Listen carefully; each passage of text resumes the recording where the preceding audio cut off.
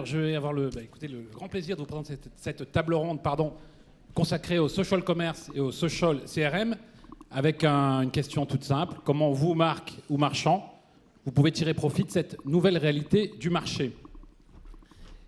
Oui, donc d'abord, je vais me présenter très brièvement. Je suis donc Jean-Christophe Huat, donc président fondateur de WeBelong. WeBelong est une solution logicielle en SaaS qui a la vertu, je ne dirais pas magique parce que ça serait inquiétant, mais de transformer les clients des marques et des marchands en vendeurs. Et une des spécificités qu'on a, puisqu'on est les seuls à pouvoir faire ça sur le marché, c'est de le faire très rapidement avec quasiment aucune charge de votre côté. Alors c'est pour ça évidemment qu'on vient vous parler de social commerce. Alors le social commerce, il y a 10 000 définitions possibles. La première avait été donnée par Yahoo en 2005, donc ça commence à être de la préhistoire dans notre industrie. Moi j'ai choisi une définition très simple, c'est toute pratique commerciale qui fait intervenir une interaction digitale entre consommateurs dans l'élaboration de la décision d'achat. Et ça, personne ne l'a inventé. C'est une réalité qui aujourd'hui est massive, puisque toutes les études s'accordent à dire que c'est entre 70-80% des consommateurs qui déclarent être influencés par l'opinion de notre consommateur avant de passer à l'achat. Mais vous le faites tous les jours en tant que conso.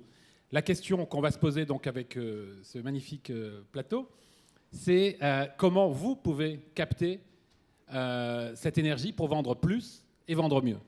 Le social CRM, vous savez aussi tous ce que c'est. Vous avez tous des pages Facebook et vous avez régulièrement des clients qui l'utilisent un peu comme un bureau des pleurs. Donc c'est aussi une réalité qui s'impose à nous, qui s'impose à vous. Et la question sera la même. Comment vous, marque et marchand, vous pouvez faire votre miel, je dirais, de cette énergie déployée par vos clients. Après cette courte introduction, je vais demander à chacun de nos trois participants à la table ronde de se présenter, en commençant par Nicolas Bézard. Bonjour, donc je m'appelle Nicolas Bézard, je suis le fondateur de sonovente.com. J'ai monté cette société, j'étais jeune à l'époque, j'avais 19 ans.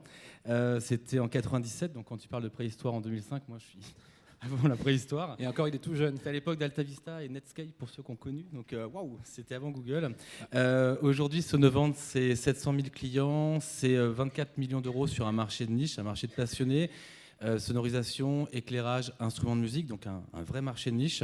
C'est une cinquantaine de personnes et c'est également 650 produits en marque propre. Je parle des marques propres parce que sur tout ce qui est social commerce, c'est également très intéressant d'avoir ce type d'outils. Et puis et aujourd'hui, on a la chance d'avoir des clients qui sont des vrais clients passionnés. Quelque part, vous en avez tous. Que ce soit dans la beauté ou dans notre marché de tout ce qui est musique, musiciens et autres, c'est intéressant de réagir cette communauté en tout cas. Juste pour ma gouverne, est-ce que ceux qui connaissent AltaVista peuvent lever la main pour que je vois à peu près Ah, quand même. On est rassurés. On n'est pas si vieux que ça. Oui, Nick. Pardon. Ah zut. Bon, ça reste entre nous, évidemment. Nicolas, détail intéressant, j'avais relevé que tu avais, comme Steve Jobs, créé ta société dans le garage de tes parents. L'anecdote est-elle vraie? C'est ce que dit le web. L'anecdote est vraie, mais c'est pas dans la Silicon Valley, donc c'est pas les mêmes chiffres, il manque des zéros derrière. D'accord. Enfin, c'est pour ça. Ok. Merci Nicolas. Roxane. Bonjour à tous. Alors je suis Roxane Gaillard, je suis la directrice générale de The Beautist. On est un site de vente en ligne de produits de beauté, pour l'instant seulement un e-shop et d'ici quelques jours une place de marché.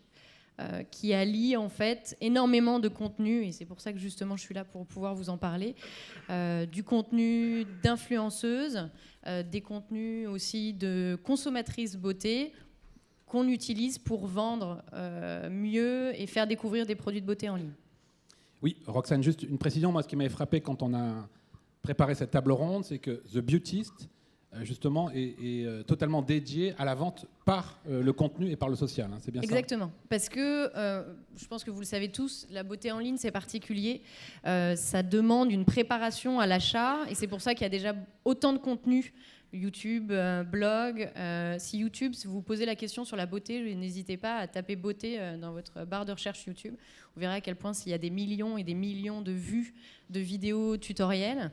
Donc il y a énormément de contenu, il y a même de la photo aussi. Donc on voit que toutes les femmes aiment consommer ce contenu-là et souvent elles le font avant d'acheter. Nous, on s'est juste dit que malheureusement, c'était encore trop décorrélé de l'achat. D'accord. Et c'est complètement séparé. Voilà. Oui, et The Beauty a été créé quand ? Il y a 3 ans. Il y a 3 ans, d'accord. Exactement. Très bien, merci. Géraldine ? Bonjour à tous, je suis Géraldine Caro, donc je suis responsable réseaux sociaux Europe pour Pierre et Vacances et Center Park. La cellule réseaux sociaux, elle existe depuis 2012. En termes de présence, on est sur Facebook, Twitter, YouTube en majeur, mais aussi des réseaux comme Pinterest, Instagram plus récemment. Donc voilà. Merci. Et Géraldine, je crois que c'est ta première présentation en public, n'est-ce pas ? Oui, merci de me le rappeler. Merci beaucoup. Et non, c'est au contraire pour te soutenir. Merci beaucoup pour cette présentation. Et on va passer à la première question. C'est quelle analyse vous faites en tant que professionnel de l'irruption du consommateur un peu dans les pattes des commerçants et des marques ? Nicolas ? On a tous appris dans nos cours, dans nos formations, etc., que le client était le roi de tout, souvent. C'est vrai que depuis quelque temps, il est devenu le roi, mais le roi des experts.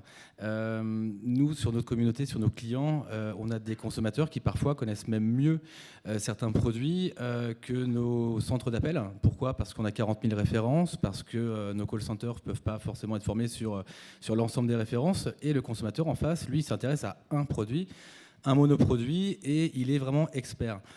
Donc ce qui nous intéresse là-dessus, c'est de faire réagir ce consommateur, de le faire, de lui demander son avis, de lui demander ce qu'il pense du produit, de créer du contenu.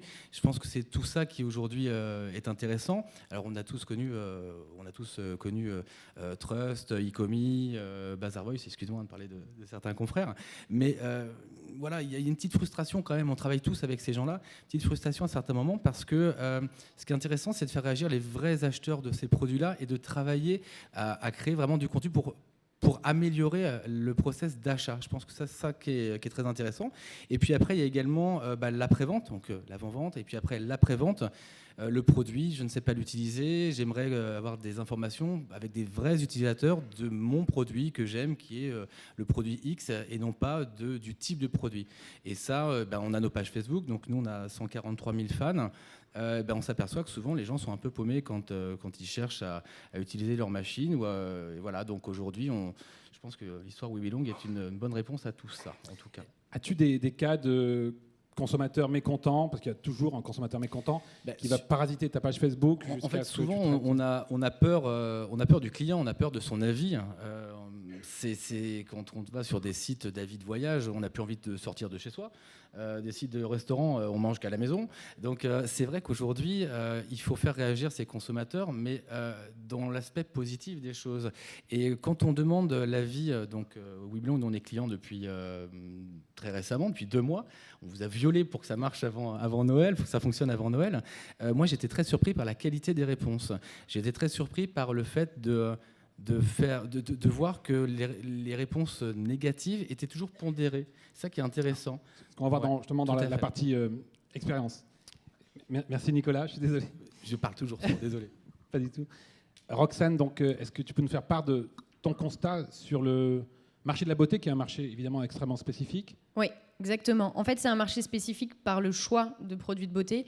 On a fait rentrer plusieurs catalogues à un moment donné sur notre site, pour notamment mieux comprendre le marché et regarder est-ce que le contenu arrive à convertir non seulement les produits que nous on vend en e-shop, mais aussi d'autres produits, d'autres catalogues.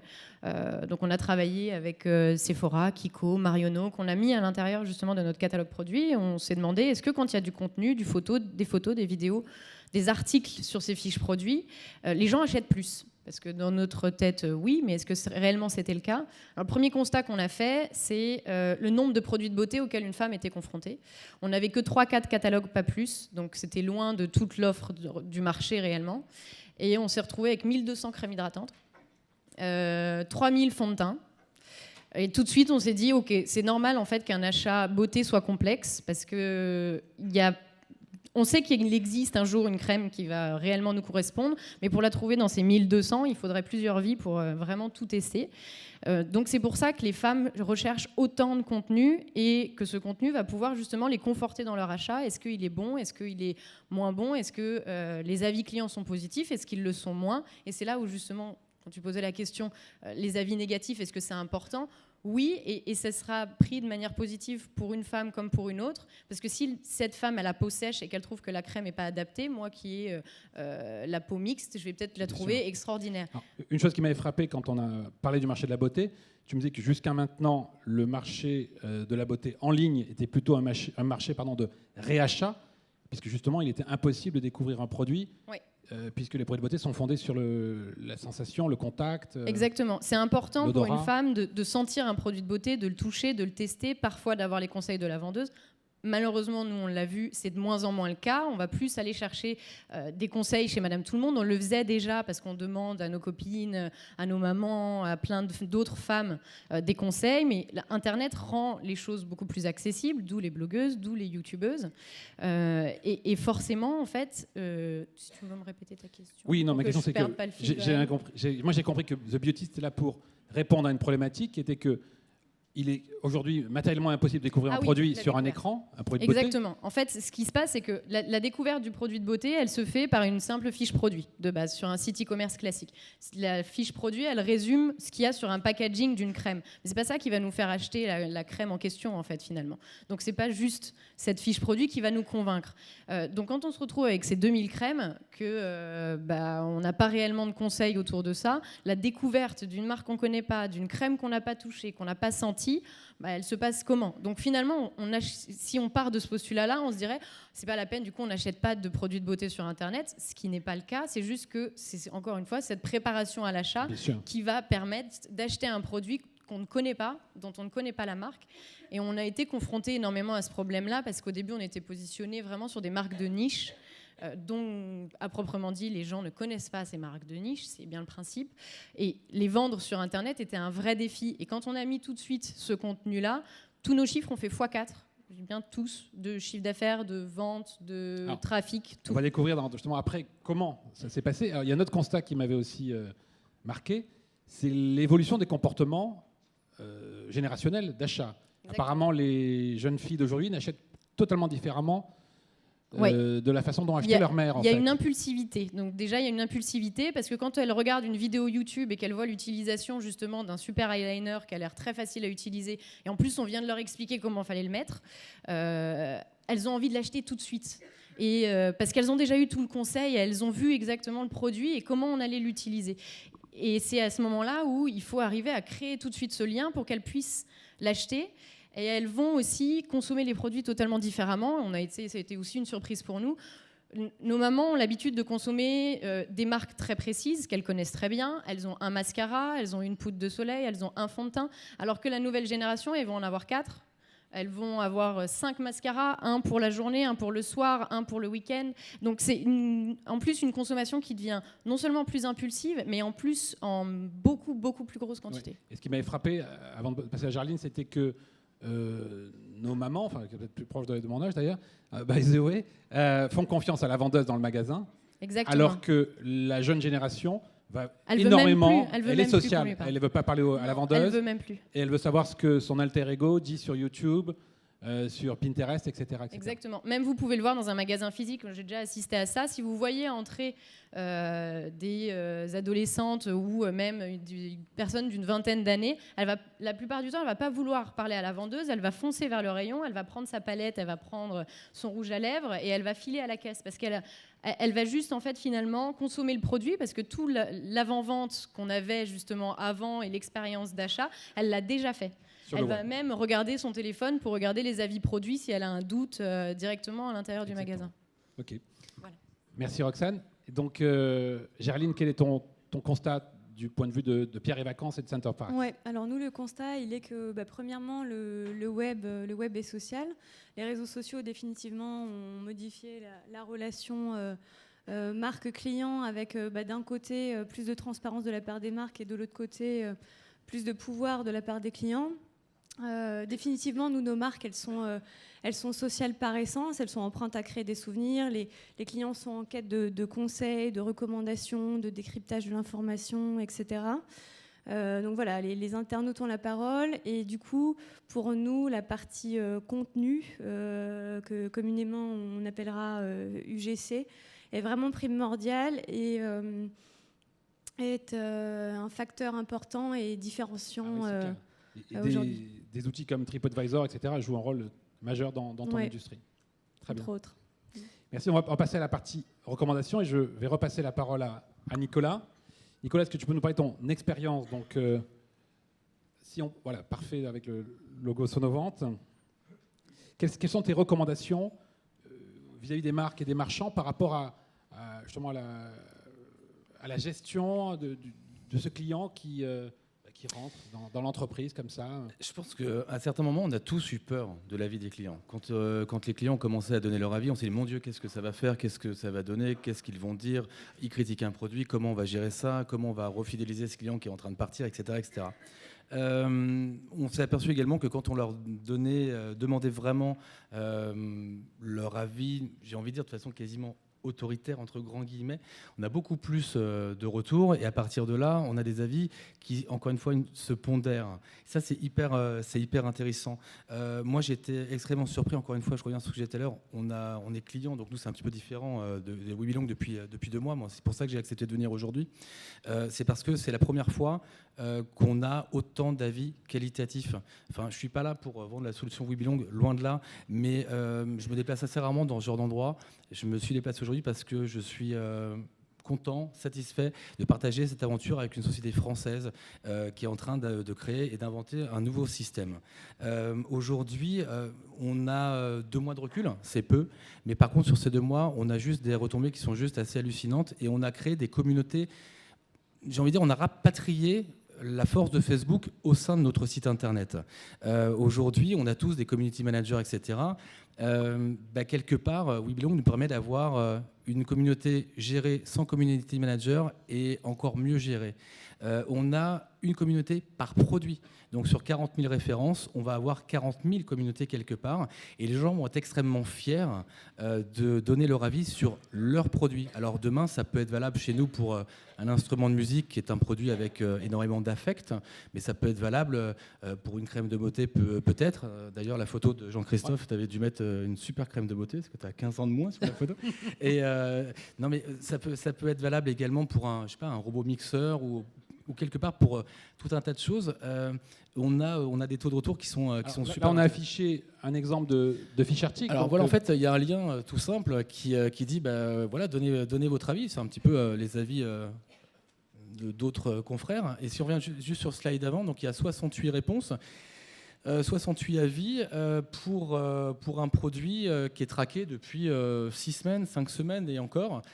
Et quand on voit derrière, donc si on clique là-dessus, on va après avoir un petit pop-in qui va dire, voilà, posez votre question uniquement aux gens qui ont acheté ce produit-là, avant la vente évidemment.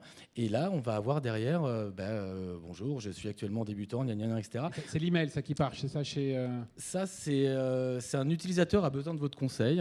Donc cet email va partir chez tous les gens qui ont acheté le produit de la marque d'avant, donc qui est un Numark. Donc on va partir du principe que s'il y a 10 acheteurs, il y aura 10 mails. S'il y a 5000 acheteurs, il y aura 5000 emails qui vont partir. Et on a un taux de retour qui est extrêmement bon. Alors, tu parleras de ça mieux que moi, oui, à mon complètement. avis. Là, par exemple, on a 17 réponses dessus. Et quand on voit le nombre de lignes par réponse, et encore là, c'est extrêmement léger, on peut avoir des réponses jusqu'à 200 réponses pour une seule question et 200 réponses qualitatives avec, encore une fois, une pondération, parce qu'un produit peut ne pas satisfaire à quelqu'un, mais souvent, on a dans la réponse, mais par rapport au prix, c'est très bien, parce que le gars va voir les autres réponses, le client va voir les autres réponses, et quand il voit, c'est très bien, c'est très bien, c'est très bien, pour le prix, c'est ceci, pour l'âge, c'est très bien, etc., derrière, le gars qui a eu un problème avec ce produit ou à qui ça n'a pas plu, peut-être qu'il va se dire ça me plaît pas à moi, mais parce que moi je préfère les blondes, les brunes, les rousses ou les grisonnantes peut-être. Mais voilà. Donc là on a 17 réponses et tout ça pour vous dire qu'il y a un taux de retour qui est extrêmement important. Et tu as combien de derrière de personnel qui gère cet acte de social commerce en train de se faire? Moi, ce qui me plaît, c'est qu'il y en a zéro. D'accord. Non, mais quand je parle de ces avis-là aujourd'hui, justement, c'est le côté intéressant, c'est que ça fonctionne 7 jours sur 7. Les horaires, je crois que c'est 9h minuit. Moi, j'ai pas réussi à trouver de gens qui bossaient 7 jours sur 7 de 9h à minuit. Donc, Tes clients, oui. Tes clients. Voilà, et mes clients, ils travaillent tout le temps non-stop. Il y a rien de pire que quand on demande un avis et puis d'avoir un retour 2 jours après. On s'en fout. L'achat, on est en train de le faire à ce moment-là, à 22h un samedi, et on veut la réponse immédiatement, quoi. Et quels sont tes bénéfices? Donc, je montre quelques chiffres. Là, en termes de transfo, donc par rapport aux gens qui posent des questions. Alors, nous, on a calculé 11,6. Toi, tu mets 12, donc on nettoie, on n'est pas loin. Donc, c'est 12% des gens qui ont posé une question ont acheté derrière. Alors là, on est en train de réfléchir à comment récupérer aussi tous ceux qui n'ont pas acheté, parce que quelque part, on a leur mail. On a un vrai prospect actif, ce coup-là, puisque le gars a posé une question. S'il a posé une question sur un produit avant la vente, c'est que quelque part, il est intéressé par ce produit-là. On a le mail. Si on a le mail dans nos ERP, nos CRM, on peut avoir le téléphone, on peut relancer. Enfin, il y a plein de choses. On est sur un outil aujourd'hui qui est... Je crois que tu recueilles également des posts, c'est ça, hein? Alors on récupère des posts, on réintègre ça dans nos fiches produits. Donc pour le SEO, c'est juste béton. Et puis c'est du vrai contenu qualitatif. Donc franchement, aujourd'hui... J'accélère un peu. Donc les taux d'acceptation sont bons, je crois. Alors on a 96% au niveau de l'adresse IP, on a 36% de taux d'ouverture, 7,4% de taux de clic. Voilà, aujourd'hui, je valide. Merci Nicolas. J'ai passé la parole à Roxane sur The Beautist. Alors, The Beautist, on a un seul slide, mais qui va être capable de résumer un peu tout le savoir-faire que vous avez acquis. Ça résume un petit peu justement tout ce qu'on a pu voir cette année. Au début, donc, on a mis justement tous ces catalogues. On s'est rendu compte qu'on convertissait beaucoup plus, mais on s'est aussi rendu compte qu'il y avait des différences au niveau de la consommation du contenu. Tout bêtement, un article convertit beaucoup moins qu'une vidéo et encore moins qu'une photo. Donc il y avait aussi ce côté immédiateté qu'on n'avait pas forcément perçu au début. Une vidéo, c'est long, un article aussi, c'est long, alors qu'une photo, il y a vraiment un côté instantané dans la consommation. Donc on peut acheter te couper, Roxane, beaucoup plus. Il y avait un point qui m'avait frappé aussi. Tu m'avais dit, ce qu'on a compris, c'est que le contenu doit être dans la fiche article. Exactement. Parce que c'est pareil, on est quand même sur un marché de la beauté. Vous savez bien qu'il n'y a pas énormément d'acteurs sur Internet. Il y en a toujours de partout, mais il n'y a pas un énorme acteur e-commerce, seulement e-commerce, je dis bien. Il n'y a pas un Sarenza de la beauté, ça n'existe pas. Donc on s'est dit, est-ce que c'est le contenu qui fait acheter? Parce qu'aujourd'hui les femmes finalement consomment comme ça. Donc est-ce qu'il faut qu'on mette le contenu et ensuite le produit? Ou est-ce qu'il faut qu'on mette le produit avec du contenu inséré dessus? Clairement, c'est ce modèle-là qui fonctionne le mieux. Ça veut dire que le contenu va venir conforter un achat. Et il a fallu qu'on recentre aussi, nous, l'expérience tout autour du produit. Ça veut dire qu'avant tout, on ne vient pas chercher de l'inspiration. Si on veut de l'inspiration, on va sur Pinterest. Il y a plein de sites qui sont très bons pour ça. Par contre, si on veut acheter un produit, en effet, là, on va pouvoir venir chez nous. Donc là, on va venir chez nous et on va tout de suite avoir, vous voyez, sous la fiche produit, il y a les images, nous, qui sont beaucoup plus des images de marque, une vidéo de marque, et en dessous, c'est que des images de communauté. Pour l'instant, notre communauté, elle est de 300 000 personnes, avec 700 blogueuses qui sont inscrites sur le site et qui vont justement venir alimenter ces photos, ces vidéos. Et on a même été jusqu'à enlever les articles en fait, de la fiche produit, parce que le taux de conversion était tellement anecdotique qu'on a préféré le mettre de côté. C'est ça qui est intéressant, c'est qu'on a des approches extrêmement héroïstes. Et donc, tu as des taux différenciés entre... tu m'avais donné des chiffres sur une photo, qui avait un taux de transfo qui était de... 8%, c'est ça? Oui. Une personne qui a vu une photo, on le convertit à 8%. Une personne qui a vu une vidéo, on le convertit à 5%. Une personne qui a vu un article, on le convertit à 2%. Donc c'est des chiffres sans appel. Donc c'est pour ça que forcément nous on s'est dit la vidéo c'est une expérience particulière quand même parce qu'il y a l'application du produit. C'est pour ça qu'on l'a quand même laissé parce que le produit est souvent intégré à l'intérieur d'une routine beauté et que notamment sur du soin la photo va être quand même assez pauvre en termes de visuel alors que la vidéo va montrer une application, elle va le mettre à l'intérieur d'une routine complète de beauté. Clairement, quand je vous parle d'un sérum, vous ne savez pas trop quand est-ce que ça se met, etc. Alors que là, on va tout de suite pouvoir voir à quel moment on le met, quels sont les effets, parce que la blogueuse, la youtubeuse va justement en parler directement devant la caméra. Donc là, on est au cœur de votre valeur ajoutée, parce que The Beautist n'est n'a pas de... Enfin, vous avez vos marques propres, mais à part ça, vous êtes un distributeur et votre raison d'être, c'est ça, cette capacité à transformer plus Exactement. que sur les autres sites. Exactement. Donc on est vraiment au cœur du social commerce et du commerce fondé sur le contenu. Oui, tout à fait. On va en fait, grâce à ça, et c'est pour ça aussi qu'on avait mis d'autres catalogues. On voulait vraiment voir, est-ce que on convertit que sur des produits de niche ou est-ce que sur des produits plus grand public qu'il peut y avoir justement chez Kiko ou chez Sephora, je prends ces deux exemples-là, est-ce qu'on arrive tout aussi bien à convertir? En fait, on s'est quand même retrouvé avec, quand on envoyait du trafic chez Sephora, on avait de très bons taux de conversion. On était autour de 3 à 4% de conversion du clic réellement sur... En fait, il y avait un bouton acheter, il y avait marqué acheter sur Sephora. Donc là, on avait 3 à 4% de conversion chez Sephora. C'est un très bon taux déjà, 3 à 4%. Ce qui était déjà pas mal, mais on était assez triste parce que contrairement à nous, si la personne elle achetait chez nous, on avait 5 fois plus de conversion. Ça veut dire que quand on envoyait chez Sephora, on divisait nos conversions par 5. D'où d'ailleurs notre... Pour le même produit? Pour exactement le même... Non, pour d'autres produits.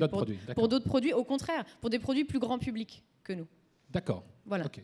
Dont les marques étaient beaucoup plus connues que nous. Ok, donc le pari de The Beautist est en train de réussir puisque vous réussissez à transformer la conversation, le contenu, en des taux de transformation qui sont très largement multipliés. Exactement. Et donc, on a commencé justement à trouver ces clés-là pour que ça devienne un outil de conversion et plus simplement des petits outils qu'on utilise par-ci, par-là, principalement pour la communication. Et c'était le défi qu'on avait cette année, justement, c'était finalement de comprendre cet achat beauté qu'on espère avoir en tout cas compris aujourd'hui. Merci Roxane. Géraldine, donc, si tu peux nous expliquer quelle est l'approche chez Pierre et Vacances Center Parcs? Alors nous, au niveau de l'approche, on a une stratégie en fait basée sur quatre piliers. La partie la plus importante, c'est la partie relation client. Donc en fait, les 2 premiers piliers, ça va être la partie social devotion et ensuite l'écoute. Qu'est-ce que j'entends par social devotion? C'est vraiment le côté répondre rapidement, impliquer les utilisateurs, les questionner. En fait, on se rend compte que plus on est actif, plus les conversations sont riches, plus les internautes nous le rendent bien, dans le sens où petit à petit, on construit de vraies relations avec eux et ils deviennent des ambassadeurs, capables du coup derrière de répondre, de nous aider sur nos réseaux sociaux, voilà, soit pour une recommandation ou une réponse à un autre client. Donc ça, c'est une partie vraiment importante, on y passe beaucoup de temps. Il y a aussi toute la partie donc écoute, dans le sens voilà, détecter le moindre problème ou une éventuelle crise. Et voilà, plus on détecte tôt, plus on transforme cette partie en bonne expérience généralement. Ça nous permet aussi de détecter quelque part, voilà, de questionner la communauté, de détecter des tendances de consommation. Donc c'est hyper intéressant pour notre secteur. Ensuite, on a une partie donc co-création et création d'expérience. Là, je vais vous donner des exemples. Donc, la partie création d'expérience, c'est vraiment dans l'idée d'aller rencontrer nos internautes, parce que finalement, on communique beaucoup avec eux en virtuel, mais on adore aussi aller les rencontrer et voilà, créer des moments de complicité et de partage avec eux. Et puis, il y a la partie co-création qui est très importante. Donc, on a fait plusieurs tests. Je vais vous donner un exemple juste après. Et l'idée, c'est de poursuivre justement cette démarche. Alors, parmi les exemples que je voulais vous donner, donc il y en a un, voilà, en co-création. On a invité, en fait, on a fait un appel à nos communautés pour recruter des rédacteurs en chef de notre brochure. On l'a fait pour Center Parcs et en quelques jours, en fait, on a été hyper surpris parce qu'on a eu plus de 1500 participations, ce qui peut vous paraître peu, mais qui pour nous était vraiment beaucoup. Parce qu'on demandait un vrai engagement de la part des internautes, c'est-à-dire que c'était un casting en ligne, on leur posait des questions. Voilà, ça demandait un véritable effort, c'était pas juste un jeu. Bon. Et finalement, l'idée, c'était donc ça a été lancé sur l'Europe. C'était de recruter 21 familles, chacune représentative d'un parc, parce que c'était pour Center Parcs. Et ensuite, ce qui s'est passé, c'est qu'on a organisé 2 week-ends. Donc un week-end qui était voilà, orienté activité. Enfin, voilà, les familles pouvaient redécouvrir le produit, en profiter pleinement. Ils étaient suivis par une équipe de tournage. Donc ça, c'était le week-end un petit peu cool. Et puis après, il y a eu un week-end vraiment workshop, où là, on s'est posé avec eux. Et voilà, on rentrait dans la conception de la brochure. Donc on partageait avec eux les maquettes. On voyait comment on allait parler de nos différents produits, comment on allait les mettre en avant. Et ça a été un vrai plus. Pour nous, c'était une alchimie gagnante parce que finalement, on avait des gens en face de nous hyper investis. On faisait en sorte qu'ils se rencontrent. Donc, c'est des gens encore maintenant qui se voient dans la vraie vie. Donc, ça, c'est hyper sympa. Et puis voilà, définitivement, on parlait de notre produit d'une autre manière. C'était plus les brochures habituelles. Donc ça, c'était... Donc vous avez mis au travail des familles. Exactement, on a mis au travail des familles. D'ailleurs, je vous invite à aller voir. On a fait plein de petites vidéos qu'on a mis sur notre chaîne YouTube Center Park, voilà, où les familles sont interviewées, etc. Justement par rapport à cette expérience. Donc en effet, on a fait appel à eux que pour le plaisir. En fait.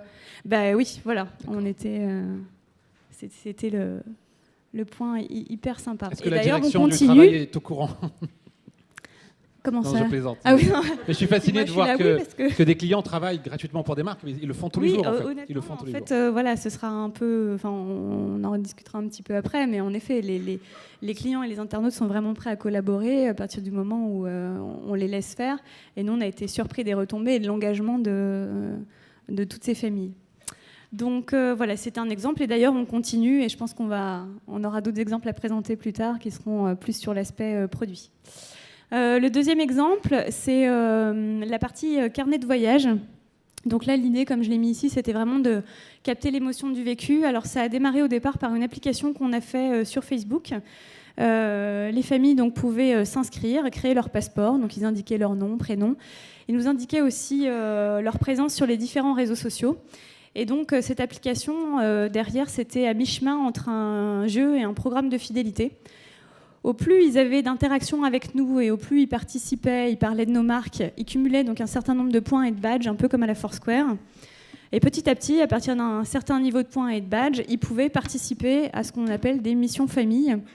Donc l'idée étant que nous envoyons encore une fois des familles ou des groupes d'amis ou des couples en mission et donc en reportage chez nous. Donc voilà, il fallait accepter de le faire dans le sens où quelque part il fallait se mettre un peu à nu et accepter d'envoyer finalement ces personnes sur nos différents parcs et villages, ne sachant pas comment ça allait se passer. Et on leur demandait donc derrière de nous ramener un certain nombre de photos et puis aussi un minimum de texte. Et on en faisait donc des carnets de voyage. On a fait cette expérience-là et on a aussi proposé, par exemple, lors d'événements, des GoPro à des familles. Et donc, on a des très jolies vidéos. Là, c'est dommage, je ne peux pas vous en passer une, mais on a des très jolies vidéos voilà, où, par exemple, on a l'enfant de la famille qui prend la GoPro et qui dit « Salut, je me présente, je suis Lucas. Voilà comment je vis mes vacances chez Pierre et Vacances. » Et donc, on partage toute une journée avec lui. Donc c'est assez exceptionnel parce que ça donne des images, voilà, enfin on peut tous se projeter et c'est du contenu hyper intéressant. Une dernière expérience voilà. donc, que tu voulais partager. Alors dernière expérience, alors c'est un autre type d'expérience, pour ça j'avais choisi ces 3 exemples. Ici on est plus sur une partie, voilà, l'idée c'était de faire une animation et un événement participatif assez fort. Et là, on s'adresse plutôt à une communauté d'hyperconnectés ou voilà, de blogueurs, influenceurs. Donc ça, c'est le petit dernier. En fait, on a lancé un jeu en décembre qui jouait sur l'impatience d'aller au ski.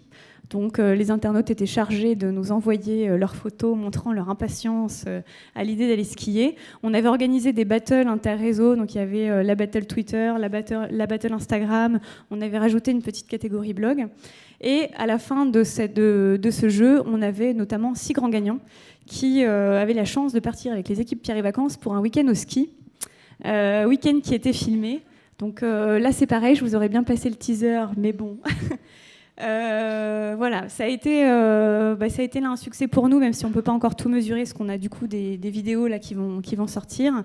Mais voilà, en termes d'impressions, on a eu plus de 4 millions d'impressions, on a eu 1410 tweets, enfin voilà, on a eu énormément de retombées sans avoir fait d'investissement média spécifique. Donc ce type d'opération marche aussi. Merci beaucoup Géraldine, voilà. Parce que je crois que le temps que vous êtes imparti est arrivé à son terme. Merci infiniment parce que vous avez tous prouvé que effectivement les marques et les marchands pouvaient bénéficier également du travail de leurs clients et de leurs prospects. Merci beaucoup. Merci à vous, c'était super intéressant. Ah bah, voilà.